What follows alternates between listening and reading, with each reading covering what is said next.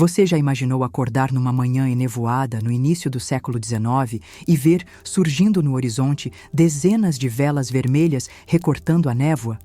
Não era um desfile festivo, muito menos uma visita amigável.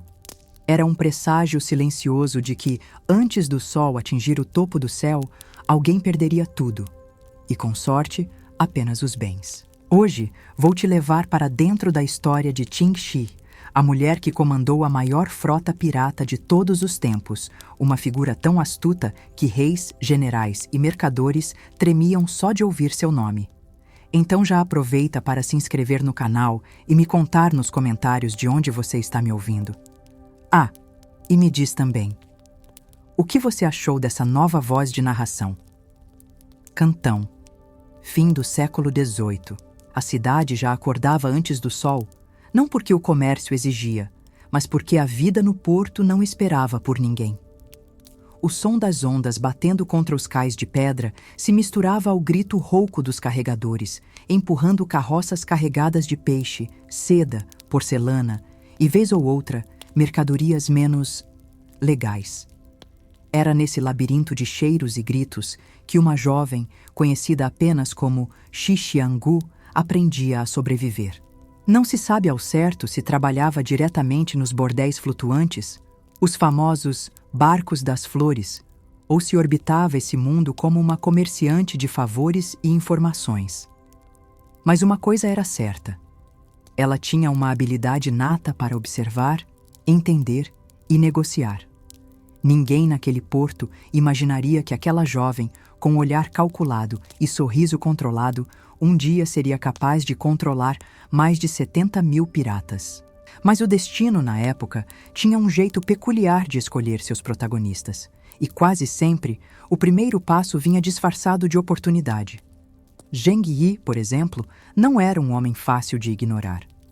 Capitão de uma das frotas piratas mais temidas do Mar do Sul da China, ele navegava não apenas com a força das armas, mas com o peso de alianças cuidadosamente construídas. Quando conheceu Xi Xianggu, dizem que não foi exatamente amor à primeira vista. Foi cálculo. Ele enxergou nela o que poucos homens na época eram capazes de ver. Uma mente tão afiada quanto uma lâmina de Dao. E ela, por sua vez, viu nele não apenas um caminho de ascensão, mas uma chance de escapar das limitações sufocantes impostas às mulheres. O casamento aconteceu rápido. Não porque os dois estavam tomados por paixão arrebatadora, mas porque, no mundo da pirataria, alianças precisavam ser seladas antes que a maré virasse. A união deles foi um acordo. Ele oferecia poder naval, ela trazia inteligência estratégica e uma rede de contatos em terra firme que podia transformar qualquer saque em ouro limpo. E assim, Xi Xianggu se transformou em Qin Shi, esposa de Zheng. Mas se alguém imaginou que ela ficaria no papel decorativo de consorte, enganou-se profundamente. Qin Shi tinha uma curiosidade insaciável pelo funcionamento interno da frota. Passava horas observando os mapas, aprendendo sobre correntes marítimas, sobre a psicologia dos marinheiros e, principalmente, sobre como manter ordem em um navio lotado de homens acostumados à violência. A vida a bordo não tinha nada do romantismo que os contos populares tentavam vender. O convés exalava o cheiro salgado misturado ao de suor e peixe velho. O rangido constante da madeira e o bater irregular das velas contra o vento criavam uma trilha sonora quase hipnótica.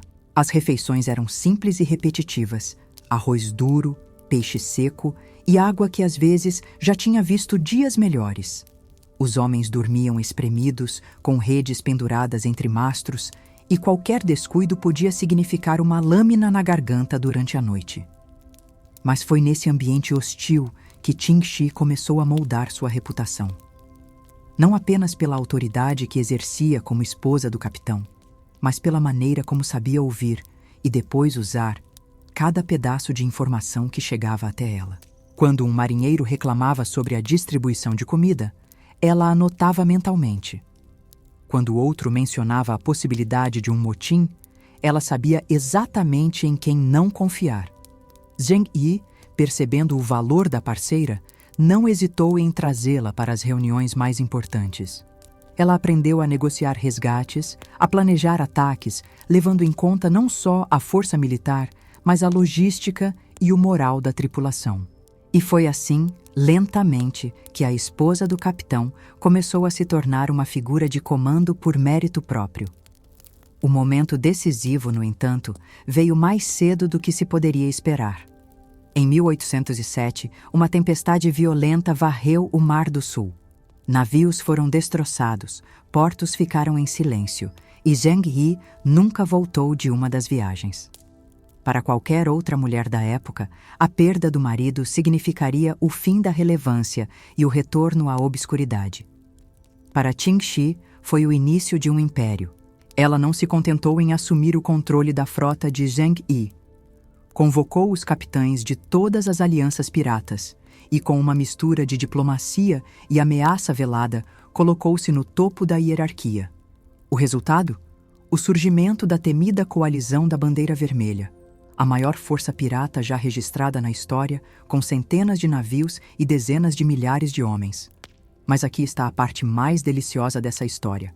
Não foi apenas o tamanho da frota que garantiu o poder de Qin Shi, foi o código de leis que ela criou, tão rígido que fazia qualquer marinha imperial parecer um recreio escolar. Roubar do saque coletivo? Pena de morte. Estuprar prisioneiras? Pena de morte. Desobedecer ordens diretas? Você já adivinhou. Até os capitães mais brutais se curvavam diante dela, não por respeito cego, mas porque sabiam que a alternativa era um corpo boiando na maré da manhã seguinte. No convés, a disciplina era quase sufocante. Tripulantes eram obrigados a manter suas armas afiadas e seu posto limpo. Os navios eram inspecionados pessoalmente e qualquer sinal de desleixo podia resultar em punição. Mas havia também um senso de segurança que poucos piratas conheciam. Sob o comando de Qin Shi, o saque era distribuído de forma organizada e ela garantia que a tripulação fosse bem alimentada e paga. Não por altruísmo, claro, mas porque marujos satisfeitos são menos propensos a se rebelar. Quando a frota se aproximava de um alvo, o efeito psicológico era devastador. As velas vermelhas surgiam no horizonte como manchas de sangue contra o céu pálido. O silêncio antes do ataque era tão calculado quanto o próprio assalto. Primeiro, fechavam todas as rotas de fuga. Depois, avançavam em uníssono, os gritos de guerra se misturando ao bater de tambores. E, em menos tempo do que levaria para acender um cachimbo, a batalha estava decidida. Esse domínio absoluto do mar não passou despercebido. Comerciantes, aldeias costeiras e até governos coloniais se viram obrigados a negociar com Qin Shi, e ela sabia tirar proveito disso como ninguém. Cobrava taxas de proteção, estabelecia acordos secretos e até fornecia informações falsas para rivais se destruírem entre si. Mas por trás de toda essa estratégia e brutalidade controlada, havia algo ainda mais impressionante. Qin Shi não era movida por uma sede insaciável de sangue ou destruição. Ela queria controle e, de certa forma, queria estabilidade. No caótico mundo da pirataria, isso era tão raro quanto um mar sem ondas. E assim, ao fim do primeiro ano como comandante, Qin Shi já não era apenas a viúva de Zheng Yi. Ela era a senhora indiscutível do Mar do Sul da China, temida por inimigos, respeitada por aliados e quase adorada por sua tripulação. E isso era apenas o começo. A fama de Qin Shi espalhou-se pelo Mar do Sul, como o cheiro de peixe em um dia quente. Rápida, persistente e impossível de ignorar. Comerciantes mudavam rotas inteiras só para evitar cruzar seu caminho. E governos coloniais, tão acostumados a ditar regras, precisavam engolir o orgulho e admitir. Havia uma nova autoridade no mar e não estava em nenhum palácio. Mas o poder, como as marés, nunca fica parado. Qin Shi sabia que cada dia no topo era um dia mais perto de alguém tentar derrubá-la. E para manter a supremacia, não bastava ter navios e homens. Era preciso algo que piratas raramente possuíam: informação. Foi assim que nasceu uma rede de espionagem que faria inveja a qualquer império. Pescadores aparentemente inofensivos, comerciantes ambulantes, até mulheres que trabalhavam nas casas de chá nas cidades costeiras. Todos podiam ser olhos e ouvidos da coalizão da Bandeira Vermelha. Um simples boato sobre um comboio rico em seda e prata podia chegar até Qingxi antes mesmo de o navio zarpar. Os relatos sobre sua habilidade de prever os movimentos inimigos alimentavam a lenda de que ela possuía dons sobrenaturais. Mas a verdade era mais simples e muito mais temível. Ela sabia ouvir. Uma conversa interrompida no mercado, um olhar nervoso entre dois capitães rivais, o silêncio suspeito de um porto que normalmente era barulhento. Cada detalhe era uma peça de um quebra-cabeça que ela montava com paciência cirúrgica. E, quando as peças se encaixavam, a resposta vinha rápida. Havia ataques em plena madrugada, quando o mar era um espelho negro e a única luz vinha das lanternas presas aos mastros. Os batedores deslizavam pela água em pequenos barcos, cortando as ondas em silêncio até que o sinal era dado. Um estampido abafado ou às vezes apenas o som ritmado de tambores. Em minutos, navios inteiros eram tomados e a bandeira vermelha tremulava onde antes havia estandartes imperiais. Claro, nem todo inimigo vinha por mar. Os governos, humilhados, enviavam tropas por terra, tentando atingir as bases costeiras e cortar o fluxo de recursos. Mas Qingxi tinha outra carta na manga: alianças improváveis. Ela sabia que um saco de prata entregue ao homem certo podia valer mais que uma dúzia de canhões. Alianças com chefes locais, subornos a oficiais corruptos e até acordos secretos com comerciantes estrangeiros garantiam que a frota recebesse mantimentos, munição e informações sem precisar arriscar a frota inteira. E havia ainda a diplomacia da intimidação. Quando queria enviar um recado, Qingxi não escrevia cartas. Mandava prisioneiros cuidadosamente libertados, com histórias detalhadas sobre o que tinham visto. Não eram histórias de horror puro, eram lições calculadas. Ela poderia ter nos matado, mas não matou. Ela é justa, e é melhor que continuemos longe do caminho dela. Enquanto isso, a vida a bordo mantinha seu rigor. A disciplina era tamanha que alguns capitães estrangeiros chegavam a comentar que a frota de Qingxi era mais organizada que qualquer marinha regular. Havia horários fixos para refeições, inspeções diárias das embarcações e até punições por desperdício de pólvora ou comida. No caos da pirataria, ela criou um microcosmo de ordem quase militar. Mas talvez o segredo mais intrigante do seu sucesso fosse a capacidade de equilibrar medo e lealdade. Sua tripulação a temia, sim, mas também sabia que, sob seu comando, tinha mais chance de sobreviver e lucrar do que em qualquer outra frota. Qingxi não era uma tirana irracional, era uma administradora impiedosa. Se um marinheiro fosse punido, havia sempre um motivo claro, mesmo que o motivo fosse "me desobedeceu e isso me irritou". E assim, ano após ano, Qingxi não apenas sobrevivia, ela prosperava. A coalizão da Bandeira Vermelha crescia, engolindo frotas menores e transformando rivais em aliados. O Mar do Sul tornou-se, para todos os efeitos, um território onde as regras eram escritas por uma mulher que começara como uma figura quase invisível no porto de Cantão. Mas, como toda história que desafia o destino, o mundo começou a se mover contra ela. As potências estrangeiras, até então ocupadas brigando entre si, perceberam que tinham um problema comum. E quando britânicos, portugueses e a dinastia Qing decidem que você é o inimigo, bom, o mar começa a ficar bem mais turbulento. E foi aí que Qingxi precisou provar que seu maior talento não estava em vencer batalhas, mas em escolher quais batalhas lutar. O aviso chegou antes do amanhecer, carregado pelo vento úmido que soprava do litoral. 3 bandeiras diferentes estavam reunindo forças contra a coalizão da Bandeira Vermelha. Britânicos, portugueses e a Marinha Imperial Qing, um trio improvável, mas com um objetivo claro: acabar com o reinado de Qingxi. Qualquer outro pirata teria entrado em pânico. Qualquer outro teria tentado fugir para águas mais seguras. Mas Qingxi não era qualquer pirata.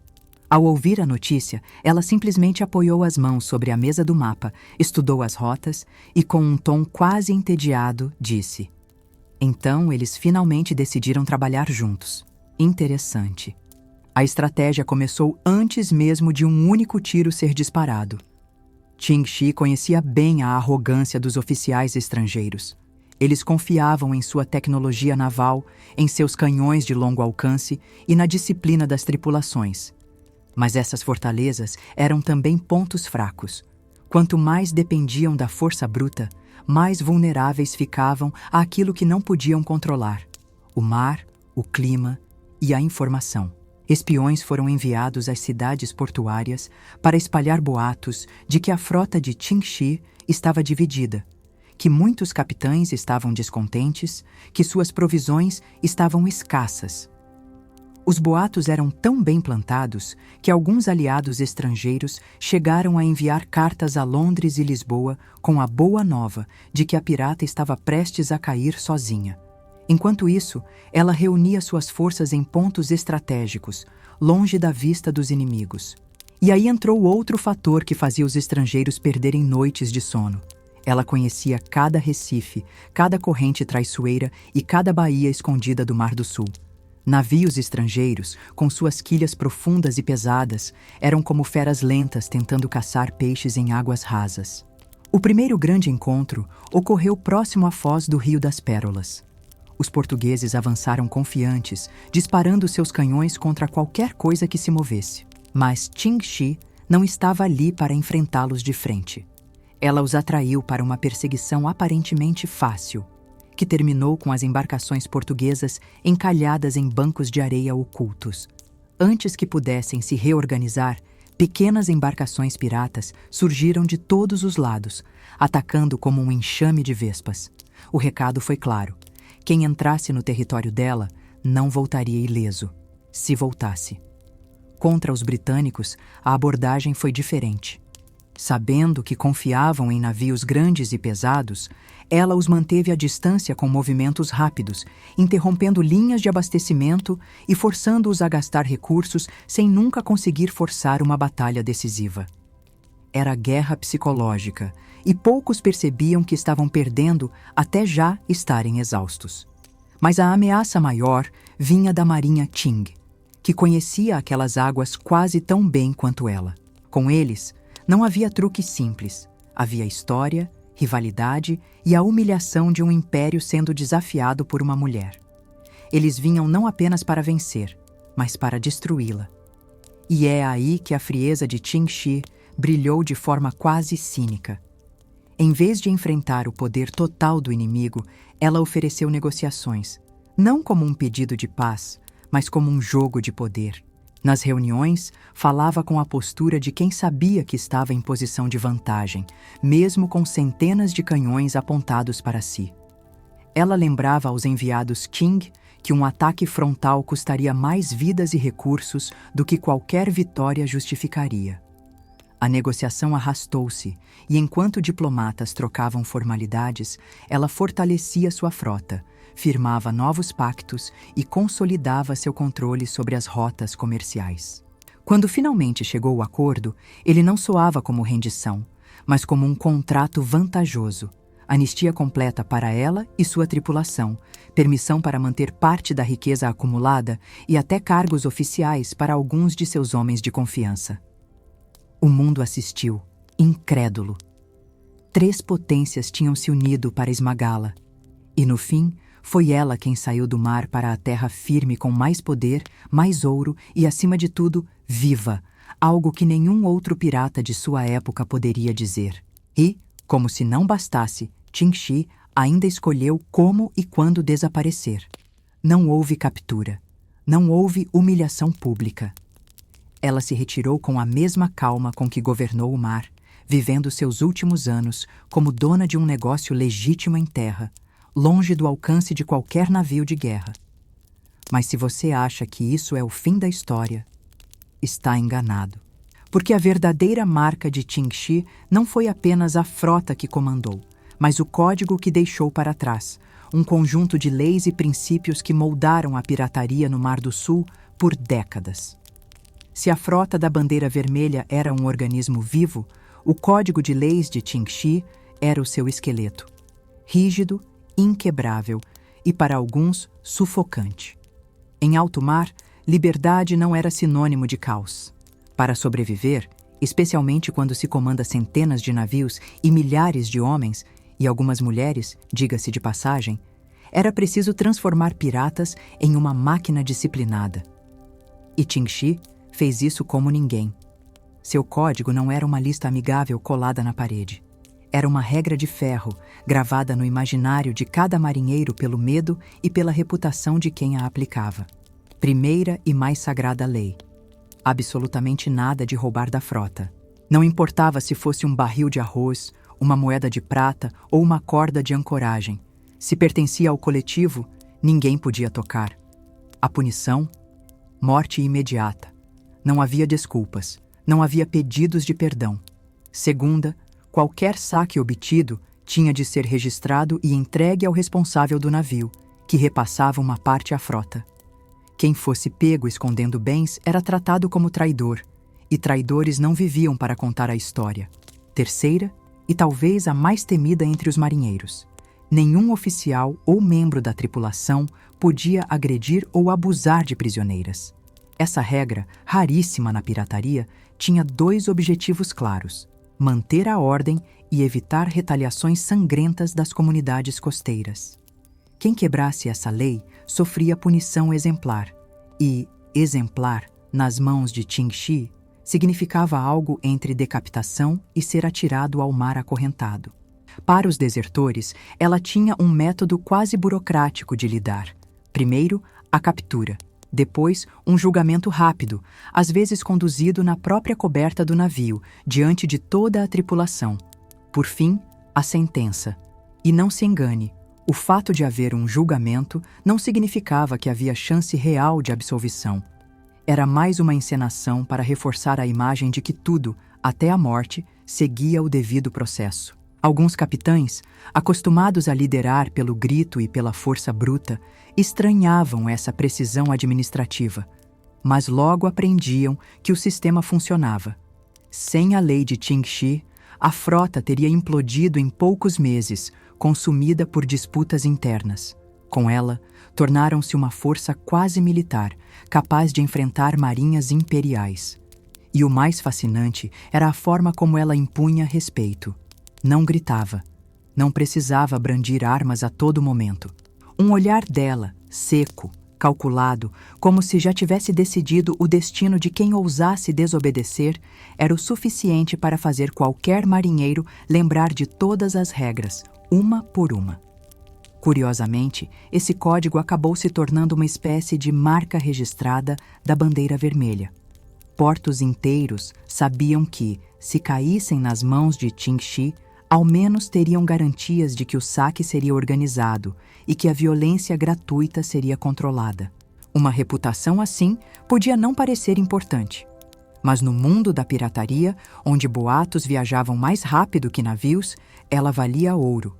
Era como se Qingxi tivesse entendido algo que muitos governantes em terra firme não conseguiam. Poder não é só sobre conquistar, é sobre manter. E para manter, é preciso que todos, aliados e inimigos, saibam exatamente até onde você está disposto a ir e que acreditem que você sempre irá até o fim. E assim, entre mares revoltos e calmarias traiçoeiras, a lei da Bandeira Vermelha não era apenas um conjunto de regras. Era uma arma silenciosa, invisível, mas tão letal quanto qualquer canhão. Ao amanhecer, o mar ainda carregava um véu leve de neblina, e as velas vermelhas surgiam como manchas vivas contra o cinza.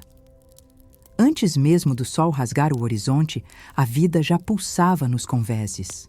A tripulação se dividia em tarefas. Uns limpavam o convés com água salgada e vassouras de palha.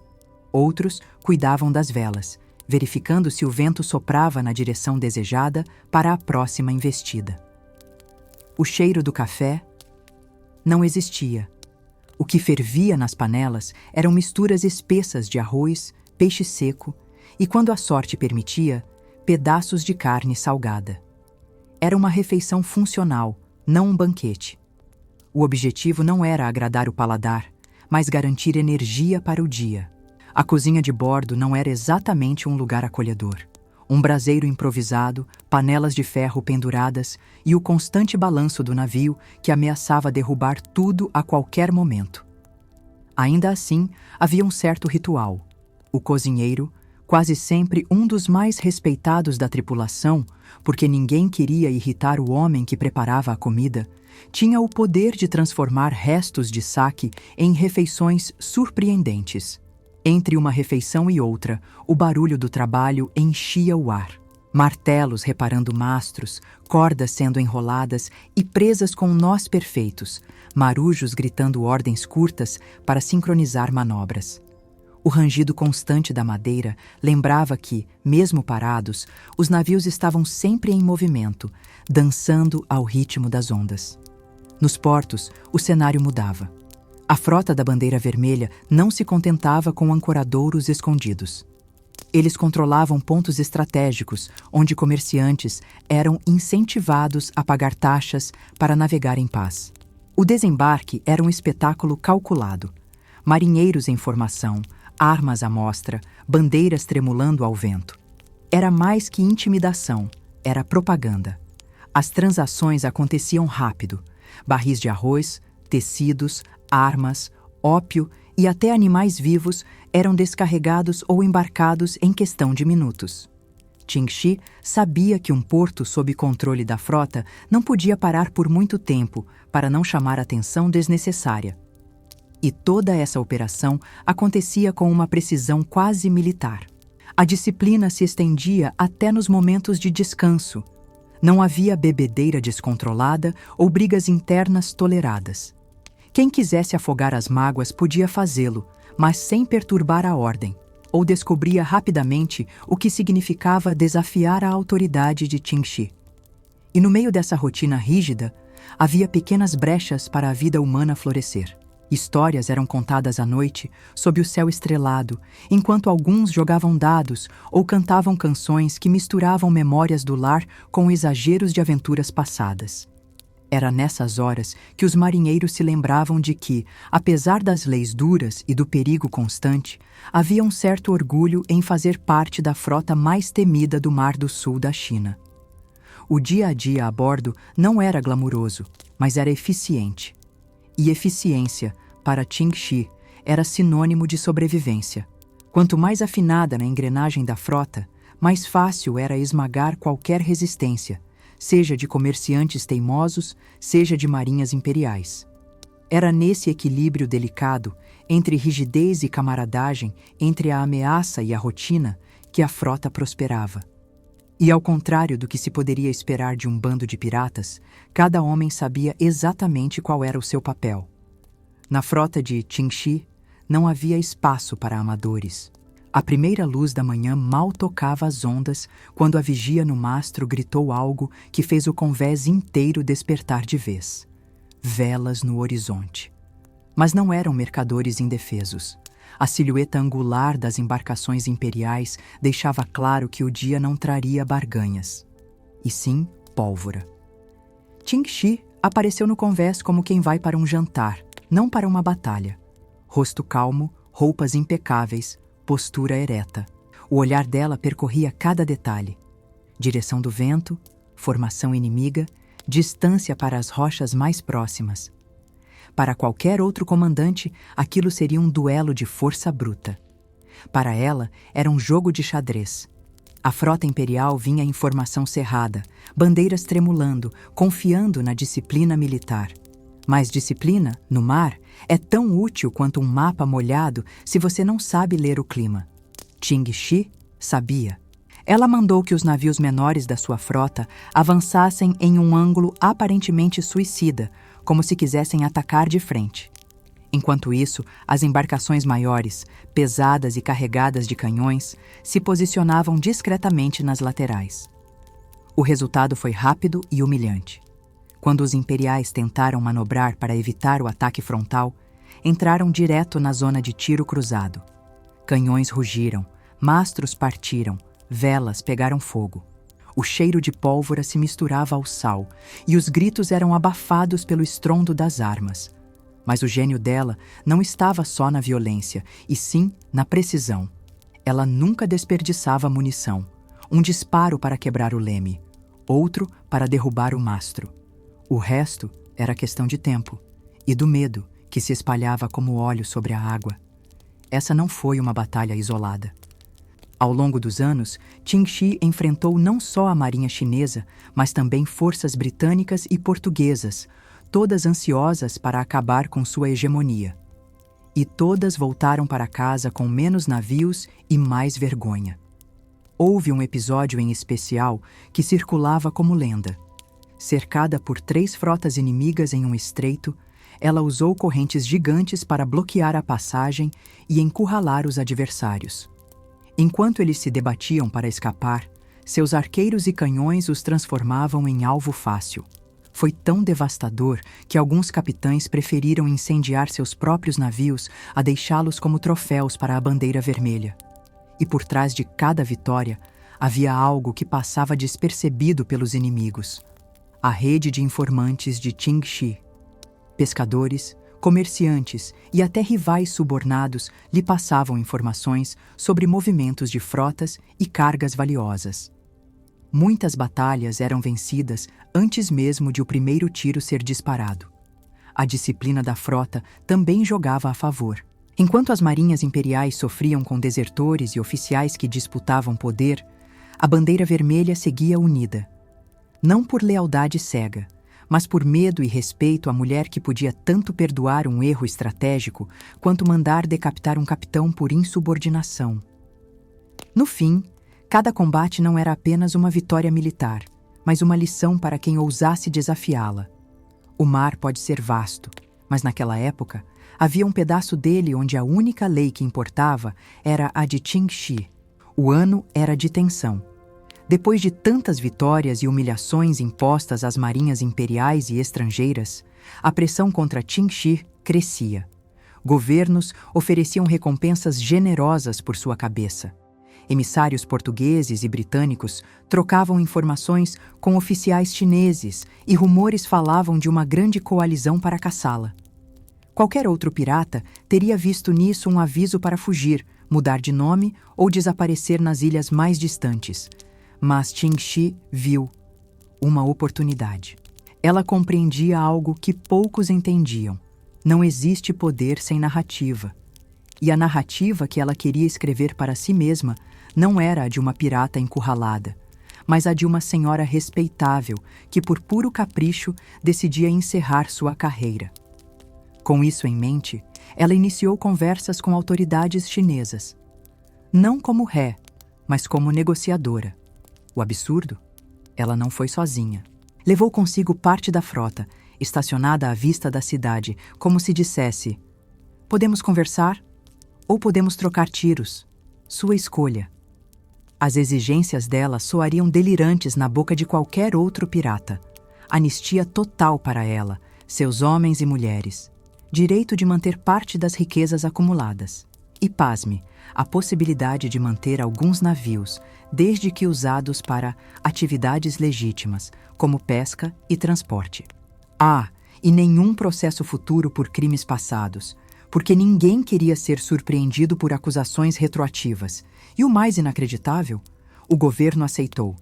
Não porque simpatizasse com ela, mas porque era mais barato e menos arriscado comprar a paz do que continuar a perder navios e recursos. Qin Shi transformou uma situação que para qualquer pirata era sentença de morte em uma aposentadoria digna de nobre. Depois disso, ela se estabeleceu em terra.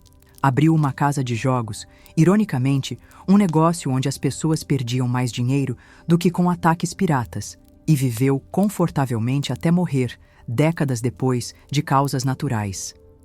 Algo que, no universo da pirataria, é tão raro quanto um navio chegar intacto a um porto inimigo.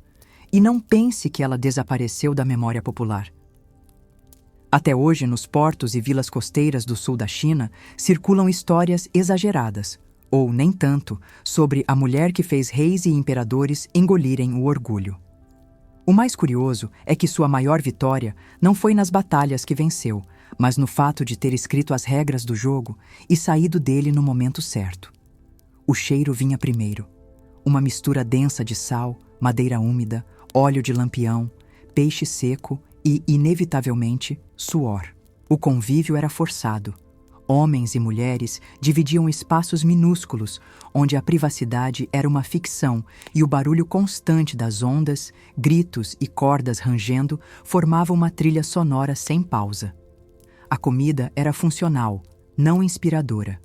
Arroz duro, peixe salgado, alguma carne defumada quando a sorte ajudava e vegetais que precisavam ser consumidos rápido antes de apodrecer. Água potável era um luxo. Por isso, cerveja de arroz fraca e chá eram mais seguros para beber e menos desagradáveis do que o líquido meio turvo dos barris. A higiene seguia o mesmo padrão: prática, limitada e raramente suficiente. Banhos? Só quando estavam próximos a fontes de água doce e, mesmo assim, rápidos. Roupas eram remendadas até o tecido praticamente se desintegrar, e parasitas eram tão comuns que havia uma competição silenciosa entre os tripulantes para ver quem conseguia esmagar mais piolhos ao sol. Mas o verdadeiro cimento da vida a bordo não estava na comida nem na limpeza, estava nas regras. O código de Qingxi era inflexível. Roubos internos eram punidos com morte, deserção significava execução imediata, e qualquer agressão sexual contra mulheres prisioneiras resultava na decapitação do agressor. Isso criava uma disciplina quase militar, que para padrões piratas era inédita. As horas livres, poucas, eram gastas com reparos, treino de manobras e, para alguns, jogos de azar improvisados com dados e moedas. A música era rara, mas quando surgia, vinha na forma de canções tradicionais cantadas ao entardecer, ecoando pelas águas calmas antes que a noite escondesse tudo. E havia também um lado curioso. Pequenos luxos pessoais. Um capitão podia guardar uma porcelana fina trazida de um saque. Um marinheiro, uma adaga decorada que nunca usaria em batalha. E havia quem mantivesse um amuleto enrolado num pano, convencido de que aquilo afastava a má sorte. Essa rotina, repetitiva e ao mesmo tempo imprevisível, moldava a tripulação. Não era uma vida de aventuras incessantes, era uma vida de espera, de preparação e de um constante equilíbrio entre tédio e perigo. E talvez esse fosse o maior segredo de Qingxi. Ela sabia manter sua frota unida mesmo quando não havia batalha à vista. E isso, para qualquer comandante, é uma vitória que vale mais do que ouro. Tudo começava horas antes, muitas vezes ainda no escuro. O vigia do mastro principal era o primeiro a notar o alvo. Um veleiro mercante carregado de seda ou porcelana, ou talvez um navio europeu, lento e pesado com seu casco cheio de especiarias. Não havia alarme histérico. Ao contrário, Qingxi cultivava silêncio. A tripulação recebia ordens baixas e o navio pirata ajustava suas velas para seguir o vento sem trair sua aproximação com manobras bruscas. A frota inteira trabalhava como um organismo único. Navios menores se posicionavam nas laterais, prontos para fechar qualquer rota de fuga. Os maiores, com armamento pesado, ficavam mais atrás, preparados para dar o golpe final. A comunicação era feita com sinais sutis, bandeirolas, espelhos refletindo luz do sol ou até pequenos fogos ocultos, cada detalhe ensaiado até virar reflexo. Quando o alvo percebia que estava sendo seguido, era tarde demais. Um toque rápido nos tambores, o disparo de um canhão de advertência e as velas vermelhas, o símbolo da frota de Qingxi, apareciam em massa. Para muitos capitães mercantes, esse era o ponto de rendição. Resistir era suicídio. Mas se alguém ousasse lutar, a sequência era implacável. Canhões abriam fogo apenas para incapacitar, mirando mastros e velas, nunca para destruir a carga. Enquanto isso, grupos de abordagem, armados com espadas curvas, lanças e ganchos, invadiam o convés inimigo como uma onda, rápida, ruidosa e impossível de deter. A pilhagem não era caos. Qingxi tinha regras até para isso: tripulação alinhada para descarregar mercadorias, inventário rápido feito por homens de confiança e divisão do saque segundo percentuais definidos. Qualquer item escondido por um marinheiro sem permissão resultava em execução sumária, o que, curiosamente, mantinha a honestidade entre ladrões. Prisioneiros eram avaliados na hora. Nobres e comerciantes ricos podiam ser resgatados. Marinheiros comuns, às vezes, eram convidados a se unir à frota. Alguns aceitavam, movidos pelo medo ou pela promessa de melhores condições do que teriam voltando à vida civil.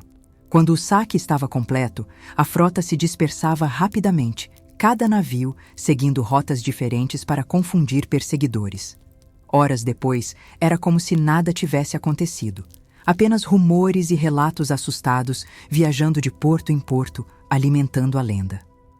Esse método, preciso e quase administrativo, foi o que permitiu que Qingxi mantivesse o controle sobre centenas de navios sem que o caos típico da pirataria destruísse sua organização.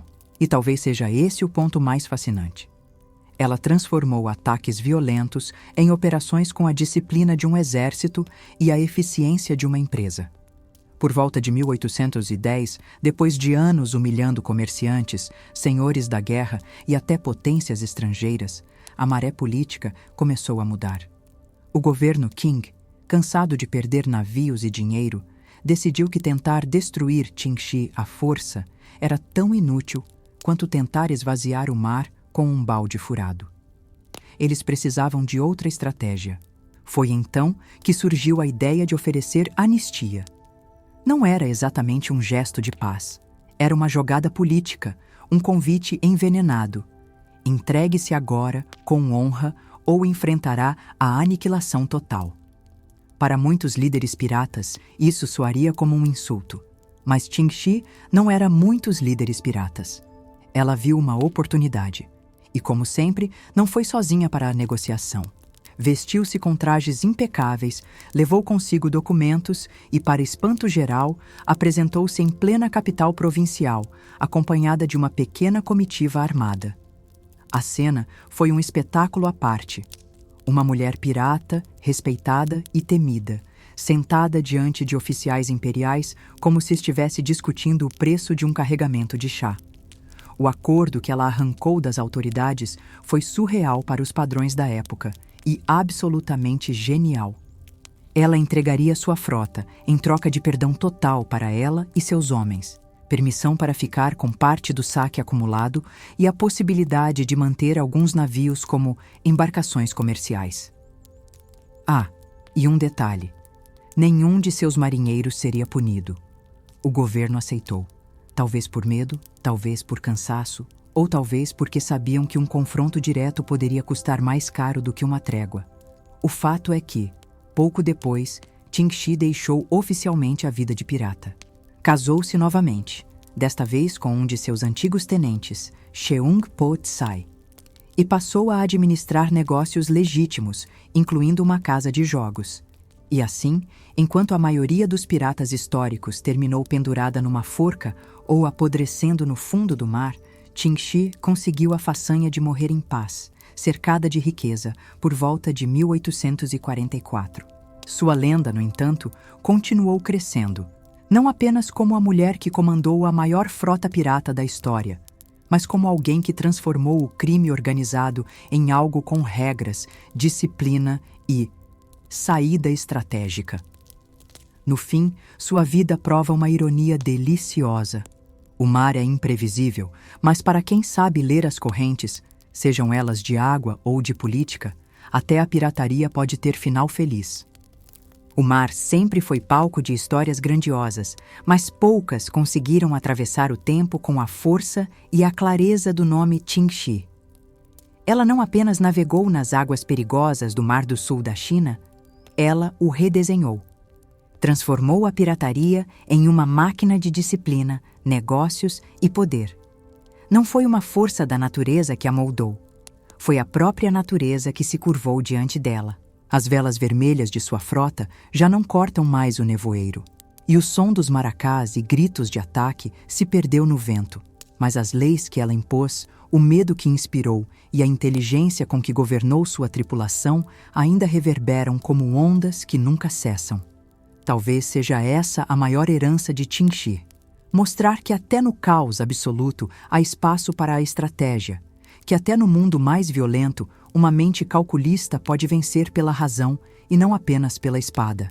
E que, às vezes, a vitória não está em derrotar todos os inimigos, mas em escolher a hora exata de guardar as armas.